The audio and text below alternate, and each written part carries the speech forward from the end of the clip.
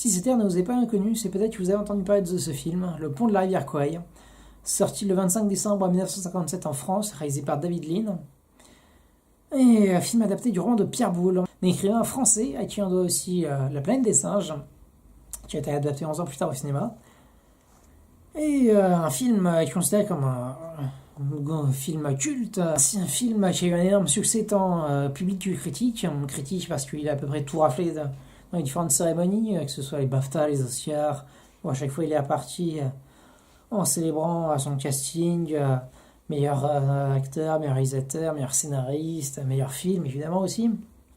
Le film a tout raflé, et puis en termes de succès public, je sais pas les chiffres internationaux, mais pour les États-Unis, c'est le 90e plus gros succès de tous les temps.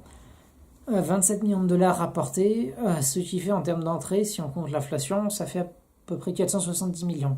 Mais si je vous en parle aujourd'hui, ce n'est pas parce que c'est considéré comme un des grands classiques du cinéma, ni même parce que c'est un énorme succès populaire qui a été restauré en 2013, ce qui permet de le voir en de très bonnes conditions, puisqu'il avait été tourné en Technicolor et en assez grand format. Non, si je vous en parle aujourd'hui, c'est parce que c'était le film préféré. Alors de ma grand-mère ou de mon grand-père, je ne sais plus, mais la question ne se pose plus, puisque en quelques jours, il l'a rejoint. Et donc, j'ai envie de me pencher sur qu'est-ce qu'ils faisaient de ce film, que j'avais vu il y a une vingtaine d'années avec eux, que j'ai redécouvert donc là, à l'occasion. Alors pourquoi est-ce que ce film les avait tant marqués ? Et pourquoi est-ce qu'il a traversé les âges de la sorte ? Eh bien tout d'abord, il y a le contexte historique. Le film se déroule en 1943, Seconde Guerre mondiale, qui vous ont malheureusement connu. Et donc c'est un film aussi qui se passe en Birmanie, puisqu'il raconte l'histoire de soldats. Alors il y a des Américains, des Anglais, du coup encore des gentils, qui ont été capturés par les méchants japonais. Enfin, je mets des guillemets à chaque fois parce que forcément tout n'est pas blanc ou noir. Et il ne faut pas tomber dans le piège de forcément ça c'est gentil, ça c'est méchant. Et puis le film aura aussi l'intelligence d'atténuer son propos tout en restant dans le bien-pensance évidemment. Enfin, c'est clairement ils étaient dans le mauvais camp. Et chacun, ils ont tous fait des mauvaises choses, mais donc là clairement ça montre, et encore apparemment c'est très édulcoré, mais après bon c'est difficile de savoir exactement, mais donc ça montre la violence des camps japonais, camps de travail. Et donc c'est un film dont je devais probablement leur parler. Il y a mon grand-père d'autant plus, parce que donc lui il a fait son service militaire et tout, même si bon du coup c'était en Algérie. Mais il a été élevé à Saigon, qui est aussi un peu de l'Asie quasi tropicale, un peu le Vietnam et compagnie.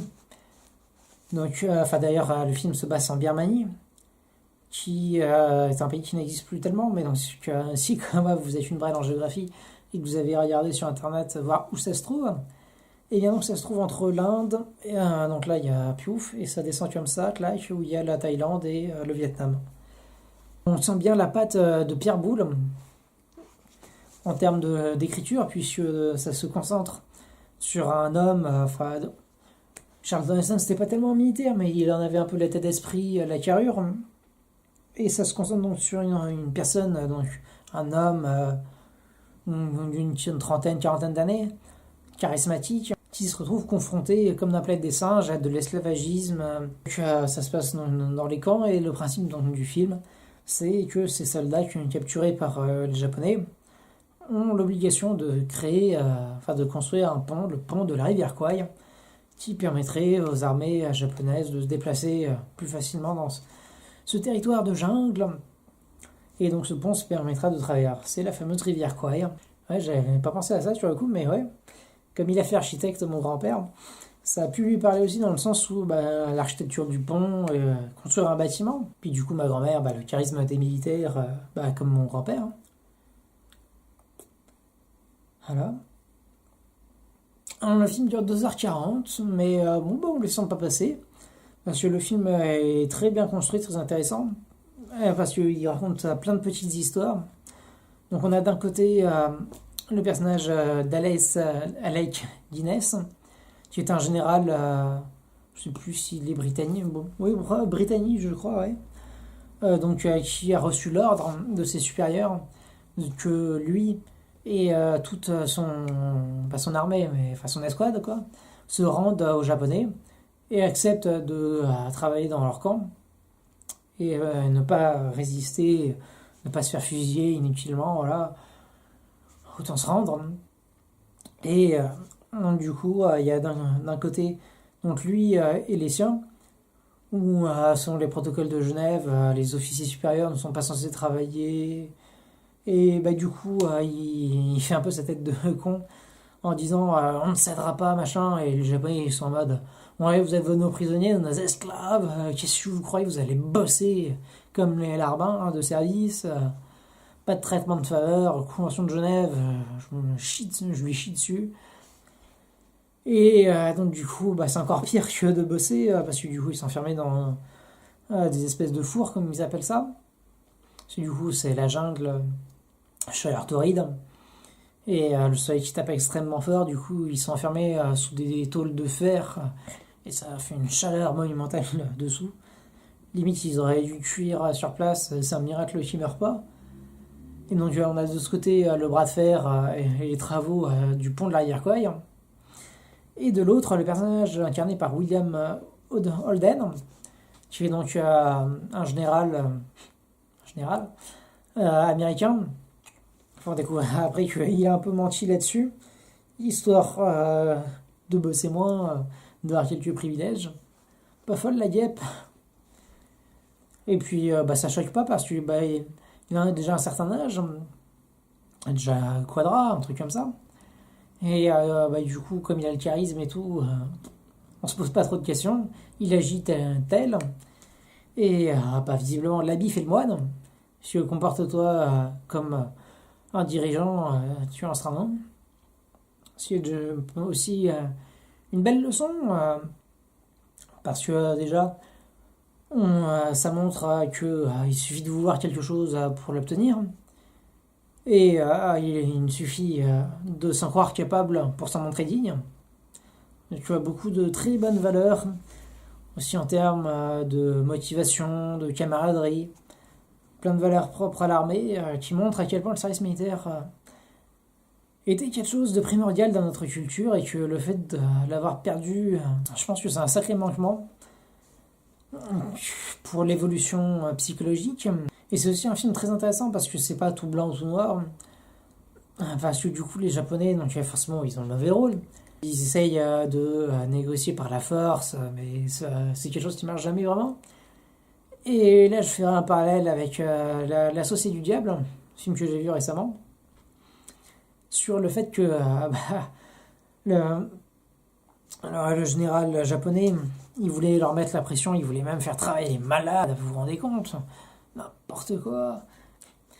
Et en fait, de leur laisser de plus en plus de marge à l'équipe donc de soldats britanniques, bah, du coup, ils se mettent à vouloir prendre les choses en main, leur montrer ce que c'est que du travail bien fait, parce que du coup, ils ont déjà créé des ponts et machin. Et ils se rendent compte que bah, le terrain, il est mal choisi, voilà, ça va pas, l'emplacement, ça va pas, la répartition des travaux, ça va pas. Enfin, il y a un problème d'organisation, d'emplacement. Et du coup, en fait, ils se disent les gars, on va leur montrer et tout. Et puis, au final, bah, il fait exactement ce que l'autre voulait faire au début et que tout disait mais c'est monstrueux. Et puis lui, c'est pas monstrueux, là, c'est de la bravoure. Hein, parce qu'en fait, en fonction du regard qu'on a sur les choses, de la motivation qu'il y a derrière, en fait, s'il n'y a pas de mauvaises actions, il n'y a que des mauvaises intentions. Je me verrai forcé de fermer l'infirmerie. Et vos malades travailleront à leur place. Il en mourra beaucoup. Et c'est lui qui sera responsable. Écoutez, mon colonel, il n'y a pas un seul homme dans l'infirmerie qui n'ait de bonnes raisons d'y être. Oh, pas de conclusion hâtive. Je ne dis pas ça contre vous, mais il y a toujours quelques tireurs au flanc, n'est-ce pas? Soyez sincères, ne vous aveuglez pas. Je ne demande rien d'autre. Allez, allons voir un peu ça.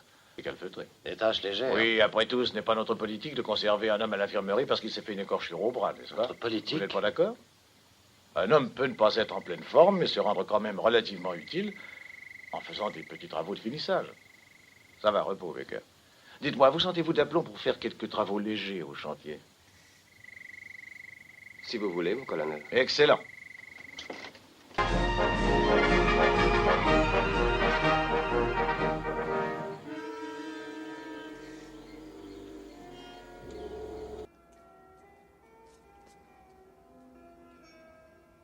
La vanité.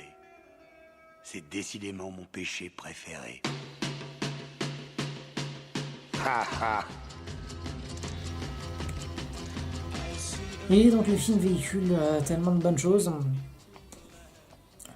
Et donc je comprends donc son succès, parce que donc, les acteurs sont excellents.